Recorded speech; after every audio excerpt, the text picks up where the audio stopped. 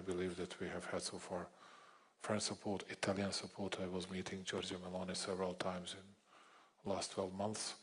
It's pretty much the same with Spaniards, Portuguese, Greek, and the others.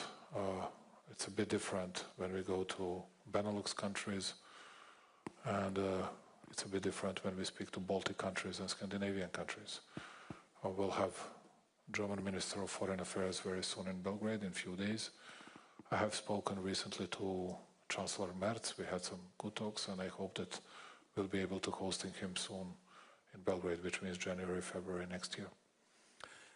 When you were in China earlier this year, you told a Chinese interviewer that you didn't sleep the entire night before your talks with President Xi the next day. I wonder, do you experience the same sleeplessness before a day of talks with Ursula von der Leyen? You want to see this?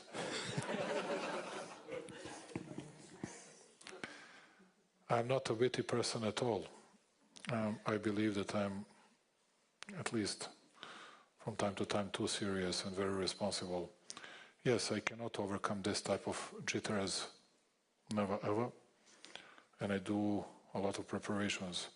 And I was doing a lot of preparations last night for my meeting with Antonio Costa, and I do my best to analyze, to scrutinize everything, to learn by heart what is necessary, and I'm not ashamed to say this. And from time to time I act as a student, you know, because I believe that I should be well prepared and at least not to be surprised in any kind of discussion I might have. And this is not going to be changed, and I believe in speaking to Chinese president. It's a great opportunity for the leader, small guy from a very proud country, that might deliver messages that he needs. And it's the same when I speak to Ursula, it's the same when I speak to Antonio. I know them, and I met them more times than I was meeting President Xi, but that's how it goes. Let's talk about foreign policy, a topic you're at loggerheads with the European Union. You have repeatedly supported Ukraine's territorial integrity, even saying that Crimea and Donbas are and will always be part of Ukraine. Yet you oppose the EU's anti-Russian sanctions. Why? I do not oppose. We are not an EU member state. I cannot do anything on this. I cannot influence it. But I can tell you, no, I would support them once you're in the EU. Tell you, but we are not a member of EU. But we were not. Nobody asked us about anything. They just tell us you have to align with it. And I can tell you one thing: we were under sanctions for many years, and it actually harmed ordinary people. It has always been the case, and it did not bring the very best result. And I have some doubts about the outcome of huge sanction packages that were imposed against Russia in the last 3.5 or 4 years, whatever. And but we had no influence on that. Speaking about Ukrainian territorial integrity, it means that we observe UN Charter, UN resolutions, and all the values of international public law. That's how it goes. That's the way we protect our territorial integrity. And also, it's easy to rebuke. It's easy to scold small countries like Serbia, which are not members of the club. Because you have a usual suspect, you have always a good culprit for everything.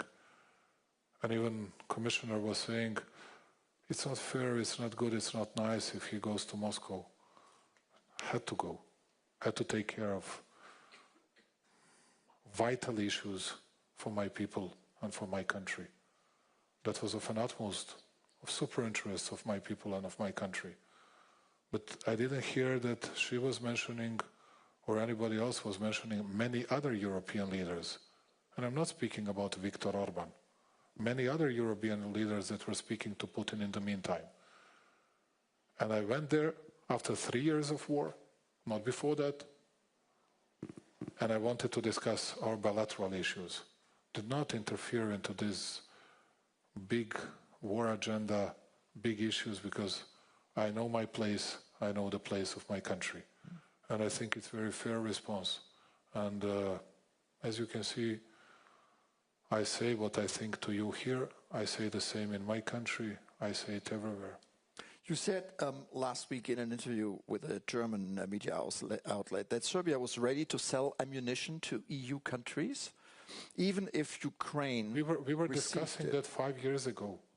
We were discussing that 5 and 4 and 3 years ago. Right, and I was saying to them, the following. Here's the story.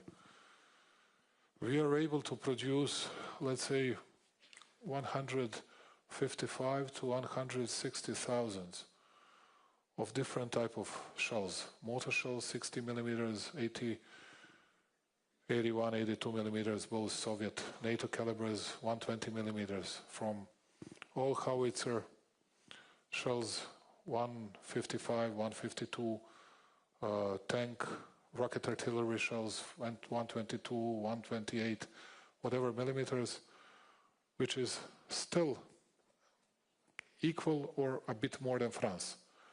And I said to them, we have 30,000 people that are dependent on our ability to sell this ammunition to someone. Now it's a good market. Whatever we produce, we can sell it. But when we sell it, then we got, but no one mentioned that here, because it didn't fit to their story. We got 2 very strong statements from Russian foreign intelligence against Serbia and myself.